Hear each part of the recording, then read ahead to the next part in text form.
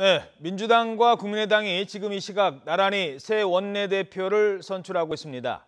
여소야대 전국에서 누가 원내대표가 되느냐에 따라서 집권 초반 당정청 관계에도 적지 않은 영향을 미칠 것으로 전망됩니다. 이런 가운데 문재인 대통령의 내각 인선 작업도 이번 주에 착수될 전망입니다. 김만흠 한국정치아카데미 원장, 추은호 해설위원과 함께 정치권 상황 짚어보도록 하겠습니다. 안녕하십니까?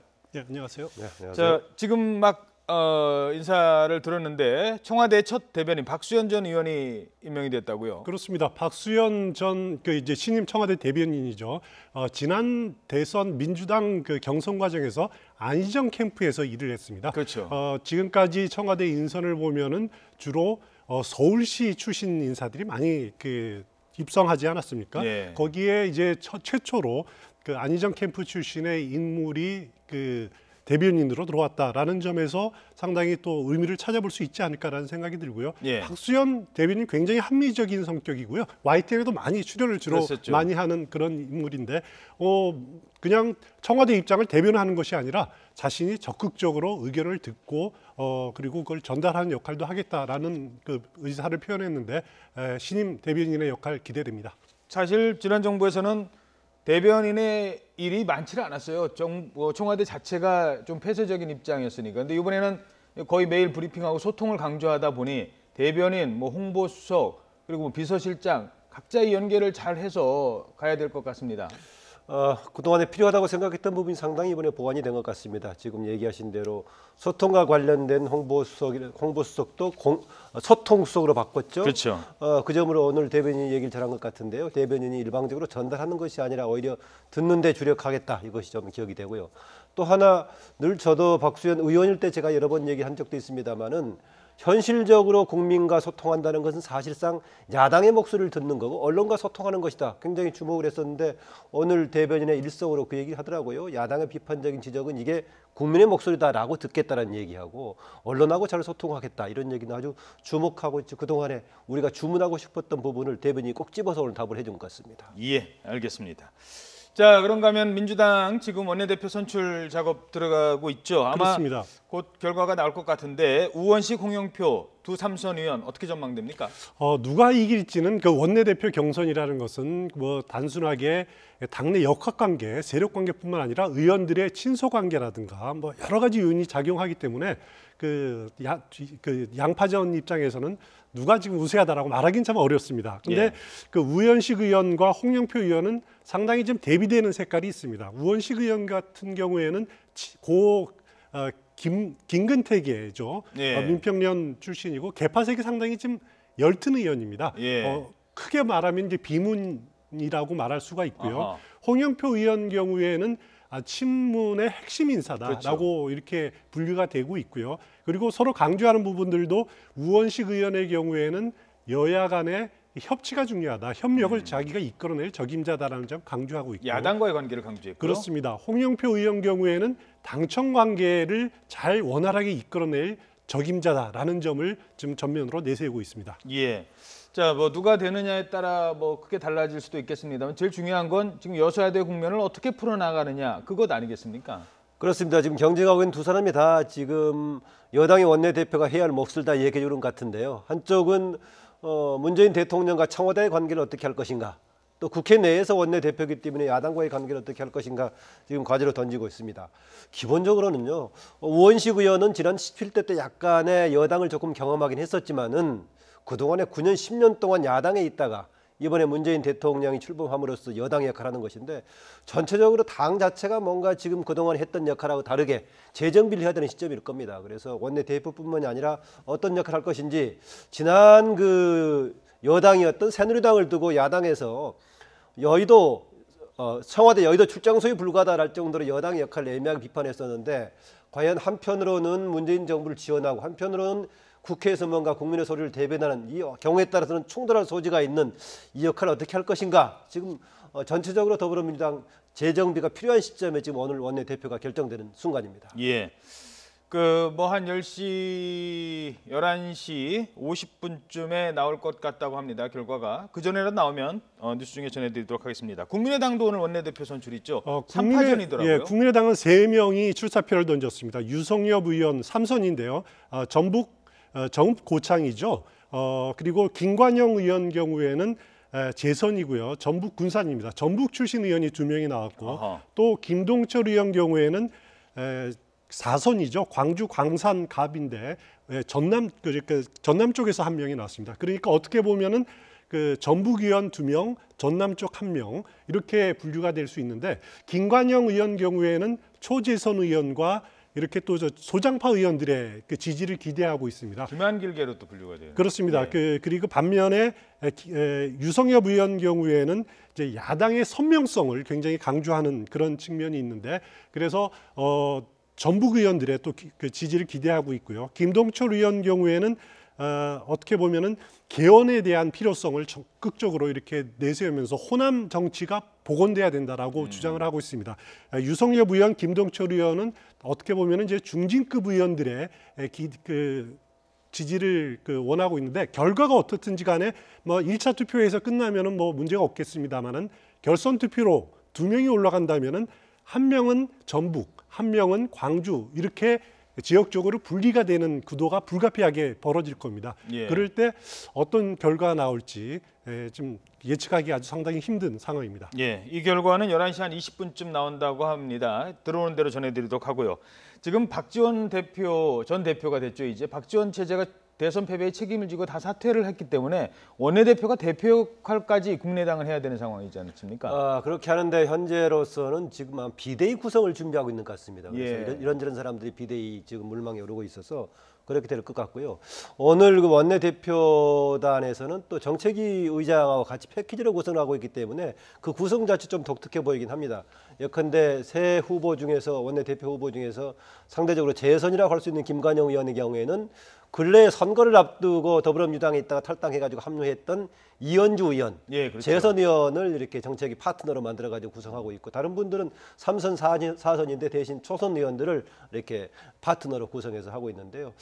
두 가지 측면이 있죠. 하나는 지금 여당이 돼 있는 더불어민주당과의 관계를 어떻게 형성할 것인가. 예컨대 어느 후보는 상당히 더불어민주당과의 연대를 염두에 두고 있는 쪽이 있는가 하면은 또 한편으로는 중간지대에서 새롭게 주목을 받고 있는 바른정당과의 관계를 어떻게 할 것인지 예. 어느 후보는 상당히 바른정당과의 관계를 적극적으로 얘기하고 있는가 하면은 합당 가능성은 배제한 채 연대 어떻게 예. 할 것인가 이런 거 있어서 두 축 다 집권 여당과의 관계 또 바른정당과의 어떤 식으로 연대할 것인가 이것도 오늘 아마 유세 과정에서 얘기가 나왔을 것 같습니다. 그렇죠. 특히 그 정책 연대로 가겠다. 그러니까 바른정당과는 그 통합보다는 지금 당장 자강론 쪽으로 지금 형성이 되는 것 같습니다. 연대 방식에 대해 방향이 잡혀 있는 것 같습니다. 구체적으로 통합으로 갔을 때 과연 명분이라든가 실리적으로 얼마나 도움이 될 것인지 했을 때 이렇게 확신을 다 못하고 있는 것 같습니다. 그러나 국회 운영 과정에서 당연히 연대는 필요하다는 쪽입니다. 오늘 후보는 아닙니다만은 정동영 의원의 경우에는 뭐라고 얘기하고 있느냐? 우리 흔히 얘기하는 간헐적으로 서로 정책 사안에 대해서 연대하는 수준이 아니라 상시적으로 연대할 수 있게끔 정책 협의체를 구성하자라는 정도까지 나오고 있어서 연대의 필요성은 적극적으로 하되 다만 합당까지는 별로 염두에 두지 않는 이런 방향으로 되게 흐르고 있는 것 같습니다. 그 통합론에 힘이 빠진 이유는 뭐라고 보십니까? 일단 근본적으로 대선 직후에는 바른정당, 국민의당 할 것 없이 출구가 필요한 상황이었습니다. 예. 어떻게 보면 이제 특히 바른정당 경우에는 한석만 잃어도 빠져나가도 그렇죠. 그 원내 교섭단체가 붕괴되지 않습니까? 그리고 국민의당 경우에는 전국적으로 20%라는 고른 득표를 하긴 했습니다만은 그래도 호남 정당이라는 그런 지역적인 한계를 절감한 선거였거든요. 예. 그렇기 때문에 그 출구를 탈출할 필요가 있고 거기다가 그 국민의당 경우에는 더불어민주당 쪽에서의 그런 그 구심력이 작용을 하고 있고 그 바른정당도 자유한국당 쪽에서 이렇게 흡인력이 작용하기 때문에 그거를 탈출하기 위해서는 두 당이 어떻게 보면 합리적 진보와 개혁적인 보수가 힘을 합쳐야 되지 않겠느냐라는 그런 의견들이 나왔던 건 사실인데요. 당분간은 그래도 새 정부 초기 또 정기국회까지는 정책연대 쪽을 실험을 해보고 이후에 다른 가능성들을 모색하지 않을까라고 예측을 해볼 수 있습니다. 알겠습니다. 자, 이번엔 좀 다른 얘기를 해보도록 하죠. 지난 박근혜 정부에 대한 비판 가운데 하나는 이른바 패권주의였습니다. 자기들끼리 다 뭐 해먹는다. 표현은 좀 죄송합니다만 이런 얘기들이 나왔는데 사실 문재인 정부에 대해서도 이런 우려가 있었었거든요. 그런데 오늘 지금 화면에 나오네요. 양정철 전 청와대 국정 홍보기획비서관이 이선 후퇴를 선언을 했고요. 그리고 이호철 전 청와대 민정수석은 이미 해외로 출범하는 날부터 나갔습니다. 그리고 문재인 대통령 당대표 시절의 호위무사 최재성 전 의원도 백의종군에 합류를 했습니다. 삼철 빠지고 최재성 의원까지 빠지고 저는 여기까지입니다. 참 아름다운 퇴장의 모습을 보여주고 있습니다. 그렇습니다. 참 보기 좋다라는 느낌이 들었고요. 물론 문재인 정부 후위에 이들이 또 어떤 역할을 맡을지 그거는 아직은 모르겠습니다만은 집권 초기에는 상당히 많은 인재들을 두루 등용할 필요가 있다. 그렇기 때문에 곁에서 정권 창출 과정에서 옆에서 지켰던 인사들은 자리를 비켜주는 것이 오히려 고른 인재 등용에 더 도움이 된다라고 이렇게 퇴장을 했습니다. 정말 아름다운 모습이 아닐 수 없고요. 예. 양정철 전 비서관 경우에는 이제 곧바로 또 뉴질랜드로 출국해서 당분간 머문다. 그런 계획을 갖고 있는 것으로 알고 있습니다. 사실 정치를 한다는 것을 솔직하게 얘기하면 내가 정권을 갖겠다는 거고 내가 정권을 갖겠다면 나도 한 자리 차지하겠다는 게 솔직한 목적일 수도 있는데요. 나는 여기까지다. 이 아름다운 퇴장한다는 게 정치인으로서 쉽지는 않은 결정 아니겠습니까? 만약에 본인이 자유롭게 선택할 수 있었다면은 권력의 자리에 머물거나 더 나아가려고 했겠죠. 근데 그동안에 이른바 삼철을 비롯한 이런 문제에 대해서 상당히 강하게 지적이 되어 왔었고요. 최근에 청와대 인사 사실 등용 과정에서 내부에서 같은 친문 내부에서 이런저런 좀 다툼이 있었다고 전할 정도였습니다. 아마 그런 것에 대해서 이 시점에서 명확하게 정리할 필요가 있지 않나 그런 관점에서 오늘 정리한 것 같은데요. 최재성 전 의원이 오늘 그렇게 얘기를 했습니다. 여러 가지 권력에 대한 접근에서 권력을 수립하는 데 쟁취하는 데 도움을 주는 사람이 있는가 하면은 운영하는 데 도움을 주는 사람이 있다. 나는 오히려 권력을 쟁취하는 데만 역할이 있는 것 같다. 이렇게 정리하더라고요. 알겠습니다. 자, 지금 막 속보가 들어왔습니다. 더불어민주당 신임 원내대표에 우원식 의원이 삼선의 우원식 의원이 선출이 됐습니다. 우원식 의원이 됐네요. 예, 우원식 의원은 지금 삼선 의원이죠. 서울 노원을을 지역구로 하고 있는데 오늘 120명의 의원 중에 115명의 의원이 투표에 참여했습니다. 여기서 과반인 61표를 득표를 했죠. 예. 우원식 원내대표는 지난번 그 원내대표 경선에서는 7표 차로 유상호 의원에게 패한 적이 있는데 재수 끝에 이번에 다시 그 원내대표에 등극에 성공을 했습니다. 고 김근태 의원계로 알려져 있고요. 이른바 86그룹의 맏형격인 우원식 원내대표가 선출이 됐습니다. 아마 우원식 원내대표가 인사말을 곧 할 것 같은데요. 인사말을 시작하면 시간이 되면 들어보도록 하겠습니다. 홍영표 의원은 54표를 얻었고요. 우원식 의원이 61표를 얻어서 새 원내대표가 됐습니다. 얘기를 잠깐 들어보도록 하겠습니다. 시기에 우리 민주당, 우리의 민주주의, 우리의 민생을 제대로 살려야 되는 이 엄중한 시기에 저에게 일할 기회를 주셔서 너무나 감사하다는 인사 다시 드리겠습니다.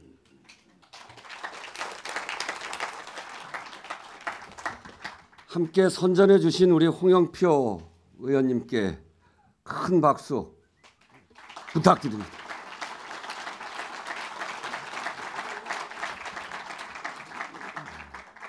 표 결과도 그렇고 그리고 과정도 그렇고 제가 홍영표 후보에 비해서 특별히 잘나서 당선된 거 아니라고 생각합니다.